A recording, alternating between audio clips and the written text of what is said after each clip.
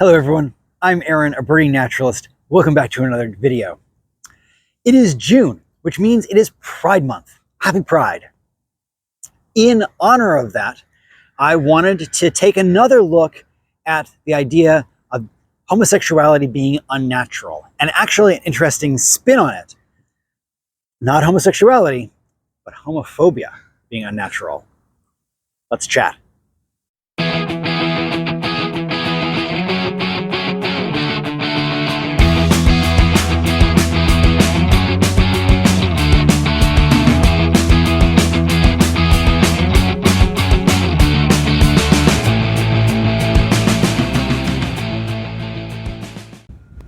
Now, let's start off by kind of getting a handle on what we're talking about. Homophobia is often defined, say in the Oxford English Dictionary, as a dislike or prejudice of people who are gay.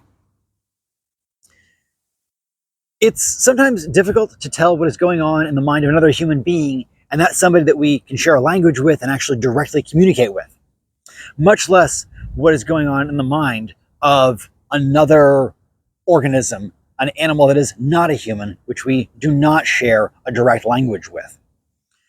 But what we can do is we can observe behaviors. We can look at rates of aggression, rates of violence even. We can look at behaviors like exclusion from a group.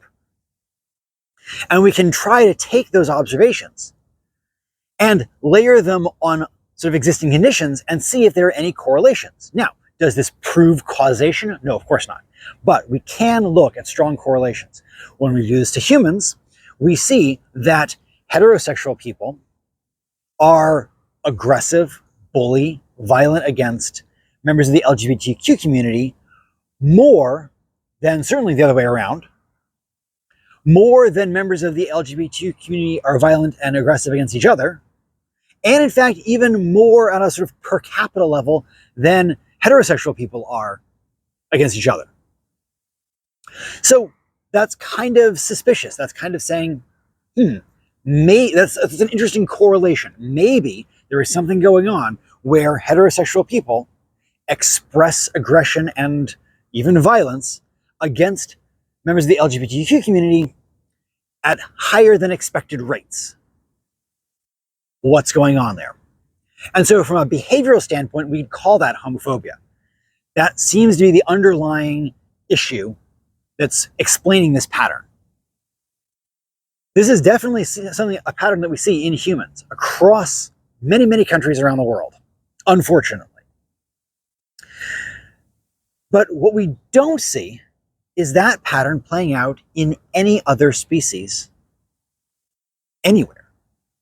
And that's interesting, because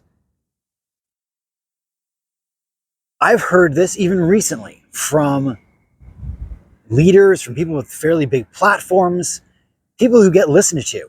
I've heard people say, and I'm suspecting that you have too, homosexuality is unnatural. Now, I did a whole video for a Pride Month a few years ago explaining why that is just ridiculous. We see homosexual behavior in thousands of different animals, in many, many different groups all around the world. So to say that it's unnatural, if by that you mean not found in nature, that is just patently wrong.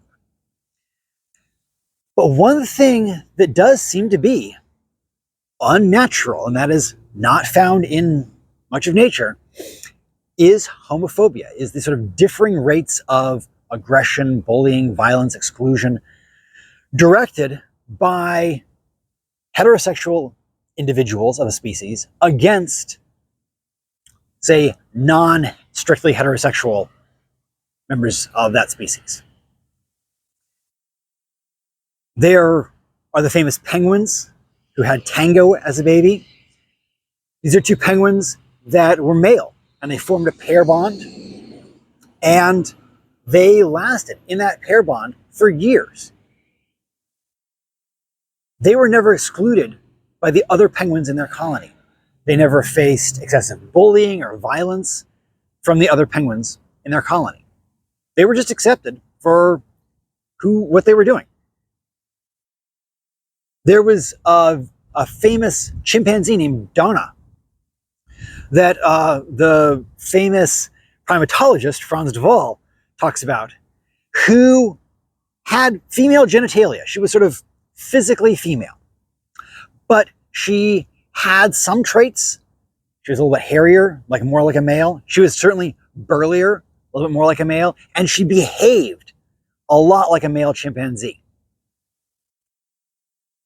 It's hard to say, to put a label on what or who Donna was, but definitely not stereotypically heterosexual. That is very clear. Maybe asexual might be the best term. It's a little unclear. But what is clear is that she didn't face any kind of bullying or exclusion from her group.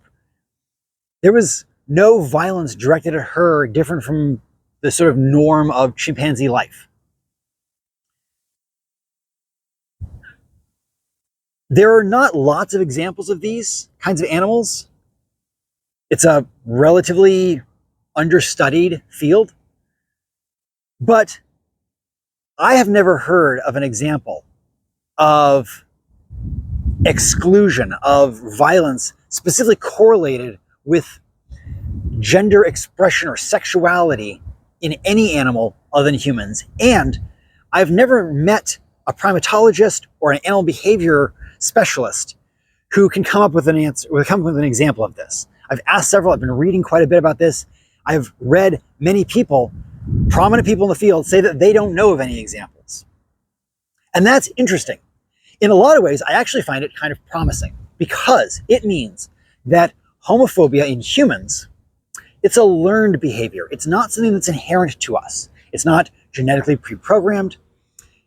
It's something that we have learned. It's something that we teach our children. It's something that we do culturally. And that means it's something we can undo.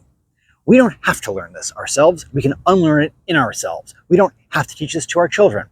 We can let this go. We can be more like much of the natural world and accept variation, accept the spectrum of different expressions of anything you want to call gender or anything you want to call sexual orientation, and just let it be around us and enjoy the diversity of our groups that we live in. I think that's a marvelous thing. I think it's an ideal worth pushing towards. So, if you ever hear from anybody that homosexuality is unnatural, you can flip the script on them right there and say, no, actually, that statement, that homophobic statement, that's unnatural.